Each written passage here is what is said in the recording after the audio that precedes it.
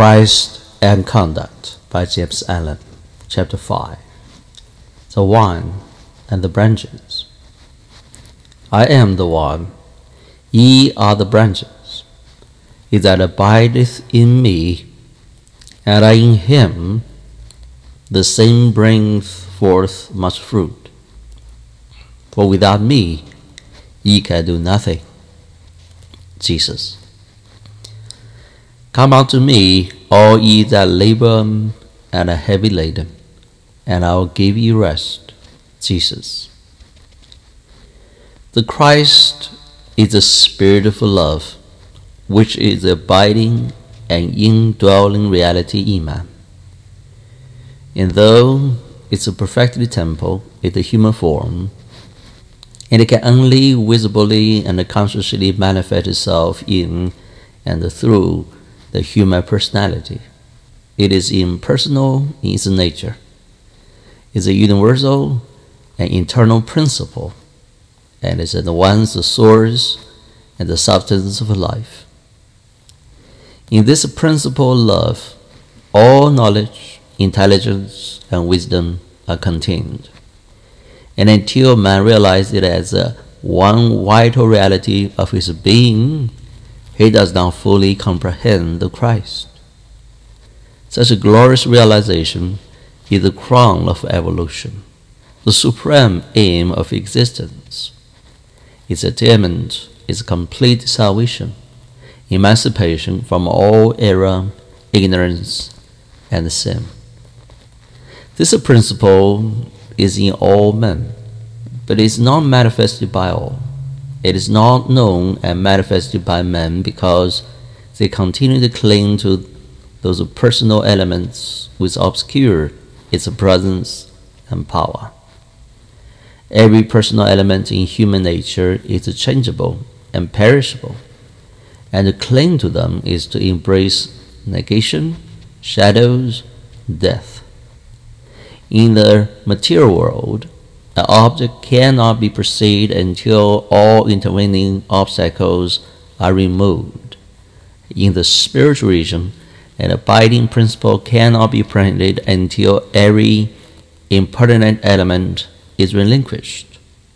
Before man can know love as the abiding reality within him, he must utterly abandon all those human tendencies which frustrate its perfect manifestation. By so doing, he becomes one with love, becomes love itself. He then discovers that he is and always has been divine and one with God. Jesus, by his complete victory over the personality, realized and manifested his oneness with the Supreme Spirit and subordinating his entire nature and life to impersonal love. He became literally an embodiment of the Christ. He is therefore truly called the Christ. When Jesus said, "Without me ye can do nothing," he spoke not of his perishable form, but of the universal spirit of love which his conduct was a perfect manifestation. As this utterance of his is a statement of a simple truth. For the works of man are vain and worthless when they are done for personal ends, and he himself remains a perishable being, immersed in darkness and fearing death, so long as he lives in his personal gratifications. The animal in man can never respond to and know the divine. Only the divine can respond to the divine. The spirit hatred in man can never vibrate in unison with the spirit of love. Love only can comprehend love and becomes linked with it. Man is divine. Man is of the substance of love. This he may realize if he will relinquish impure personal elements which he has hitherto been blindly following, and will fly to the impersonal realities of the Christ Spirit. And these realities are purity, humility, compassion, wisdom, love. Every precept of Jesus demands the unconditional sacrifice of some selfish, personal elements before it can be carried out. Man cannot know the real while he clings to the unreal. He cannot do the work of truth while he clings to error. While man cherishes lust, hatred, pride, vanity, self-indulgence, covetousness, he can do nothing, for the works of all these sinful elements are unreal and perishable. Only when he takes refuge in the spirit love within him and becomes patient, gentle, pure, pitiful, and forgiving, does he work the works of righteousness and bear the fruits of life.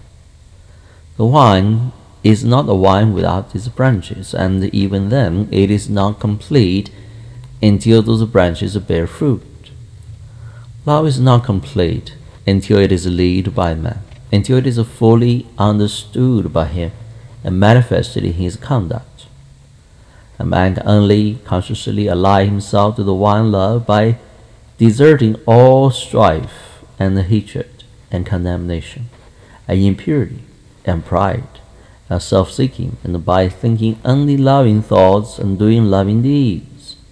By so doing, he awakens within him the divine nature which he has heretofore been crucifying and denying. Every time a man gives way to anger, impatience, greed, pride, vanity, or any form of personal selfishness, he denies the Christ. He shuts himself out from love, and thus only is Christ denied, and not by refused adopt or formulated creed. Christ is only known to him who by constant striving has converted himself from a sinful to a pure being, who by noble moral effort has succeeded in relinquishing the perishable self, which is the source of all suffering and sorrow and unrest. It has become rational, gentle, peaceful, loving, and pure. Man's only refuge from sin is the sinless love, flying to and dwelling in which, and abiding all else as evanescent, unreal, and worthless, daily practicing love towards all in heart and mind and deed, harboring no injurious or impure thoughts.